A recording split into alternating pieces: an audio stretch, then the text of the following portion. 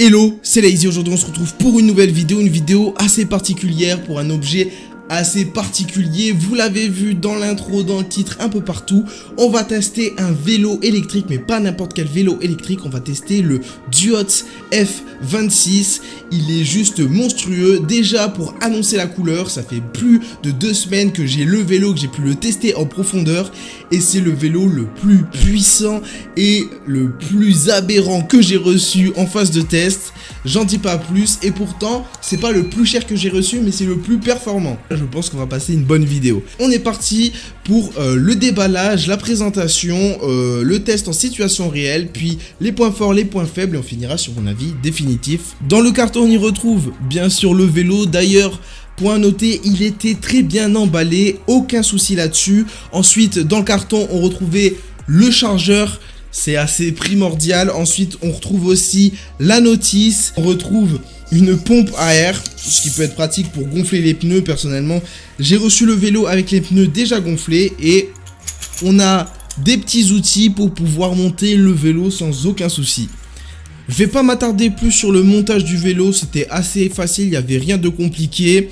Il y avait juste à monter la roue avant avec le moteur, j'avais jamais fait ça mais c'est très facile. Du coup, comme je viens de dire, il y a un moteur à l'avant, mais il y a aussi un moteur à l'arrière. Ce vélo est vraiment aberrant, on se retrouve avec 2 moteurs de 1500 watts. Une dinguerie. Je me suis renseigné et Duot est une marque spécialisée dans le monde des trottinettes. Là, ils ont voulu s'attaquer au monde du vélo. Et avec manière, ils sont arrivés avec le Duot F26 qu'on retrouve d'ailleurs en 2 coloris. On peut le retrouver soit en rouge et noir ou soit en noir et gris. Je trouve les 2 coloris juste superbes. Allez, j'en dis pas plus, on part sur la présentation. Comme vous l'avez remarqué, j'ai reçu la version rouge et noir. C'est un fat bike électrique assez imposant avec un cadre tout en aluminium, avec sa fourche avant réglable et bloquable. On regrettera l'absence d'une suspension à l'arrière. Le tout est posé sur des pneus Chaoyang en 26 pouces par 4. À l'avant, on retrouve la fourche de suspension, on retrouve un phare avant de qualité plutôt imposant, on dirait un phare de moto. On a aussi 2 garde-boue en plastique, il est équipé de 2 freins à disque en 160 à l'avant et à l'arrière. On a le droit à des freins hydrauliques d'Islande. D'Islande, alors pas de l'Islande, hein, c'est le nom de la marque d'Islande. C'était monsieur jeu de mots. On a aussi une cassette de 7 vitesses Shimano et un dérailleur Shimano tourné. Il est équipé de 2 moteurs de 750 watts pour une puissance totale de 1500 watts avec une puissance de 130 Nm annoncée. Le tout est alimenté par une batterie amovible située sous le vélo avec des cellules LG en 48 volts en 20 ampères-heure, verrouillable avec une clé pour recharger complètement la batterie. Il faudra compter environ 6 heures. Sur le guidon, on retrouve un écran de contrôle ainsi qu'un centre de commande. Un sélecteur de vitesse Shimano, un support téléphone avec prise USB ainsi que 2 poignées de frein d'Islande, la poignée d'accélération et aussi le bouton pour activer le moteur avant. On dispose aussi d'un avertisseur sonore positionné dans le phare avant. À l'arrière, on dispose d'une selle assez confortable. On a aussi le porte-bagages. Le feu arrière est positionné derrière la selle du vélo. Le vélo pèse 38 kg et peut supporter un poids maximum de 150 kg. Il est conseillé de mesurer entre 1m75 et 2 m pour une utilisation optimale. Je peux le confirmer, je fais 1m70 et ça passait nickel, mais c'était la limite. On dispose de 5 assistances électriques, la vitesse max annoncée est de 55 km/h. C'est parfait pour aller sur des sentiers privés ou dans des petites agglomérations. Dans les paramètres, il est possible de brider le vélo à 25 km/h, ce qui est parfait pour aller dans les grandes agglomérations. On retrouve des pédales de qualité en métal. On a une autonomie annoncée de 100 km. Alors on le sait, toujours en situation réelle, ça diffère toujours. Donc on verra dans la phase de test l'autonomie exacte qu'on peut avoir avec ce vélo. Sur le compteur, on retrouve le niveau de la batterie avec 10 bars ainsi que le voltage de la batterie avec notre mode de vitesse, la vitesse à laquelle on roule. On peut afficher le kilométrage total et bien d'autres informations. Avant de partir en balade, on vérifie toujours si le dérailleur et les freins sont bien réglés. Là, il n'y avait aucun souci à se faire là-dessus, les réglages étaient parfaits. Ensuite, on vérifie la pression des pneus. Personnellement, j'utilise une petite pompe électrique sur batterie. Je trouve que c'est une petite dinguerie et c'est très utile quand on part en balade, surtout avec des aussi gros pneus. Ça fait plus de 2 semaines que j'ai reçu ce vélo, donc je vais pouvoir vous en parler en profondeur. On est parti pour la phase de test en situation réelle. C'est parti. Le vélo est juste monstrueux en termes de puissance. Une fois qu'on active les deux moteurs, la roue avant burn au démarrage. C'est vraiment aberrant comme dirait GMK. Et en quelques secondes, on est rapidement projeté à 50 km/h avec un seul moteur. Le vélo fonctionne tout aussi bien. L'assistance électrique est assez réactive. On peut activer ou désactiver le moteur avant quand bon nous semble. On a 5 modes d'assistance différents. On a la possibilité de forcer pour pédaler ou au contraire de limite pédaler dans le vide. La gâchette d'accélération est très utile pour démarrer dans les côtes ou pour relancer le vélo une fois qu'on est à l'arrêt total. Si on active les deux moteurs, comme je l'ai dit, on arrache le bitume et vraiment c'est ultra puissant. Dans les grosses descentes, on sera aux alentours des 60 km/h. Dans les côtes les plus inclinées, on sera plus aux alentours des 35 km/h.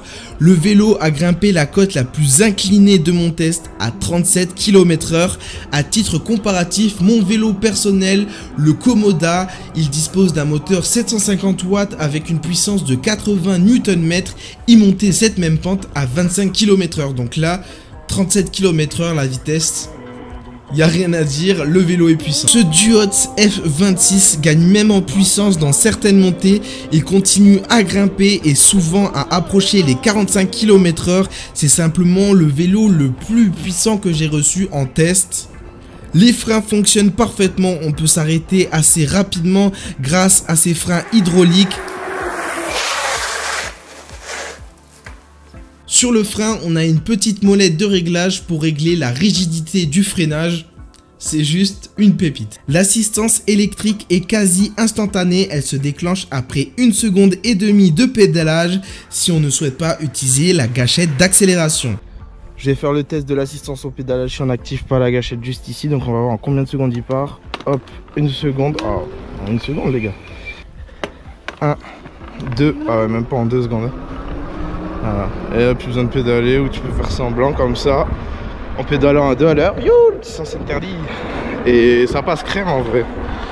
Donc voilà, déjà à 22 sans aucun effort.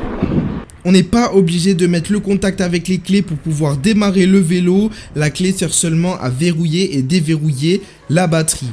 Chaoyang, c'est l'une de mes marques de pneus préférées sur les vélos fat bike. Et là, justement, ils sont équipés sur ce Duotz. Ils sont de bonne qualité. Ils sont adaptés pour rouler sur n'importe quel revêtement. Et surtout adaptés pour rouler sur la terre, le sable et aussi la neige. Pour avoir emmené les pneus Chaoyang et ce style de vélo dans la neige, je peux vous dire, ça passe largement et c'est juste un régal. Sur leur site, ils indiquent que les moteurs peuvent résister aux éclaboussures et à la pluie, pareil pour le petit afficheur qu'on retrouve sur le guidon.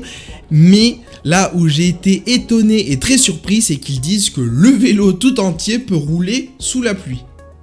Alors qu'est-ce que j'ai fait? J'ai emmené le vélo sous la pluie. J'ai roulé pendant 25 minutes sous la pluie sans problème. Et en plus, ce n'était pas une petite pluie comme vous pourrez le voir au rush. J'avais pas mal de pluie. La caméra ne voyait presque plus rien tellement elle avait d'eau sur elle. Personnellement, je déteste emmener les vélos sous la pluie, surtout quand ils sont électriques. Je vous le déconseille personnellement. Duotz annonce que le vélo peut rouler sous la pluie. J'ai essayé de rouler sous la pluie et ça a très bien fonctionné. Le phare avant est très design, on dirait celui d'une moto. Il éclaire presque tout aussi bien que celui d'une moto. C'est parfait pour se balader dans une obscurité totale, on verra très bien. On n'aura pas besoin de rajouter un éclairage supplémentaire comme j'ai l'habitude de faire sur les autres vélos ou trottinettes que je reçois. On peut voir l'autonomie exacte avec les 10 bâtons de batterie sur l'écran principal. Niveau autonomie, en situation réelle, j'ai parcouru exactement 47 km et la batterie est descendue jusqu'à 38 volts et l'assistance électrique s'est totalement coupée. Donc je suis allé jusqu'au bout de la batterie. Mais le vélo restait allumé, il conservait 2 bâtons de batterie. Mais comme j'ai dit, le vélo ne fournissait plus aucune assistance électrique.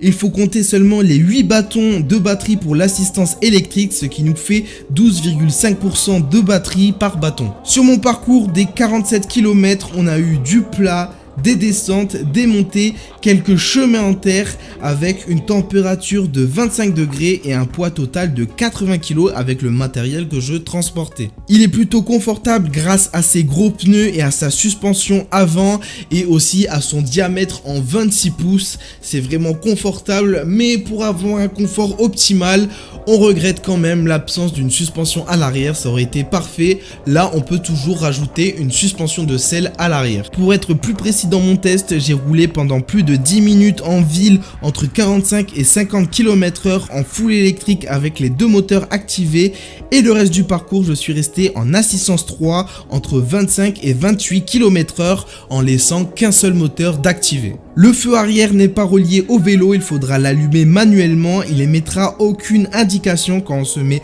à freiner. J'aurais aimé un feu stop relié à la batterie du vélo et fixé sur le porte-bagages arrière. À partir de 50%, le vélo sera un peu moins dynamique, il y aura plus de burn avec la roue avant au démarrage. On aura aussi une vitesse max de 45 km/h. Aux alentours des 25-30%, le vélo va devenir un peu moins dynamique. Il va rouler maximum à 25 km/h pour préserver la batterie. Et comme je l'ai dit, arriver à 38 volts. L'assistance électrique va totalement se couper. Avant de passer au point faible et au point fort, on va parler bien sûr du prix. D'habitude, c'est quelque chose qui fâche et cette fois-ci, pas du tout. On retrouve le vélo à 1360 € avec 2 moteurs de 750 watts pour une puissance totale de 1500 watts. On a la batterie de 20 ampères-heure en 48 volts et des freins hydrauliques. Je peux vous le dire que niveau concurrence, là, il écrase vraiment tout autour de lui. Et j'ai même réussi à vous avoir un code promo Duots Lazy si jamais vous voulez payer encore moins cher votre vélo. Que demande le peuple? Là, c'est juste incroyable. On va enchaîner avec les points forts et les points faibles parce que oui, ce vélo n'est pas parfait, donc je vais commencer avec tous les points faibles. Premier point négatif, son poids, il pèse 38 kg. Deuxième point négatif, on peut démarrer le vélo sans clé. La clé, comme j'ai dit, sert seulement à verrouiller ou déverrouiller la batterie. On n'a pas de suspension à l'arrière du vélo. Pour le prix, on peut lui excuser. Avant-dernier point faible, si vous faites moins d'1m70, oubliez complètement ce vélo. Pour moi, 1m70, c'est vraiment la limite. Il est vraiment conseillé normalement pour être destiné aux personnes mesurant entre 1m75 et 2 m. Et le dernier point faible, c'est qu'il n'y a pas de feu arrière relié au vélo. On va enchaîner avec tous les points forts. Premier point fort, c'est sa robustesse et sa puissance. On se retrouve sur une puissance totale de 1500 watts grâce à ces 2 moteurs. On a la possibilité de rouler sous la pluie. On a des freins hydrauliques très performants et réglables facilement. On a la possibilité de brider le vélo à 25 km/h pour rouler dans les grandes villes. Vous avez juste à retirer la gâchette d'accélération et vous pourrez rouler n'importe où. On va jamais vous embêter. Et le dernier point fort pour moi, c'est le prix du vélo. 1360 € et encore moins cher avec le code promo que j'ai réussi à vous dénicher. J'ai envie de vous dire là, c'est très dur de faire mieux. On va en finir avec la conclusion, mais je pense, vous le devinez déjà, si je conseille ce vélo ou non, vous avez déjà la réponse. J'ai été très surpris par ce vélo, je pensais pas qu'il serait aussi puissant et dynamique. Même dans les montées, il s'arrêtait pas, il continuait à avancer sans sourciller. Niveau batterie, si on n'utilise pas tout le temps les 2 moteurs et que vous faites comme moi, une dizaine de minutes en ville à 50 km/h et le reste vous restez entre 25 et 30 km/h, on peut faire 48 bornes, c'est plutôt pas mal. Et j'imagine pas si on n'utilise qu'un seul moteur qu'on va seulement à 30 km/h, je pense que niveau autonomie, on peut dépasser les 50 km très largement. J'ai testé le SAV aussi, petit point avant de finir la vidéo. J'ai demandé une pièce de rechange pour le vélo et il n'y a eu aucun souci là-dessus. Ils vont me fournir la pièce que j'ai demandée. Donc, niveau SAV, c'est aussi parfait. J'étais en train de réfléchir, mais je pense que j'ai fait le tour du vélo. N'hésitez pas à vous me dire dans les commentaires ce que vous en pensez de ce vélo, mais franchement, il a très peu de concurrents et il est plutôt incroyable. En tout cas, j'espère que cette vidéo vous a plu. Si c'est le cas, n'hésitez pas à lâcher votre petit pouce bleu, vous abonner si ce n'est pas encore fait. Nous, on se retrouve pour d'autres vidéos et moi, je vous dis à plus les potes. Toujours les mêmes journées de galère, une boule au ventre qui te sidère. Et c'est le prix à payer pour voir rentrer le salaire. J'ai un billet bleu pour un pochon vert et pas si bien viscère. Tout ce que je demande c'est le sourire de ma mère, mon père, ma soeur et de mes frères. Ça fait déjà 18 ans de guerre, 18 ans de guerre face à la vie. Mes convictions, mon arme de poing, mes rêves, mon arme secrète. Et depuis le début je vais en retraite car faut éviter les pièges à l'eau.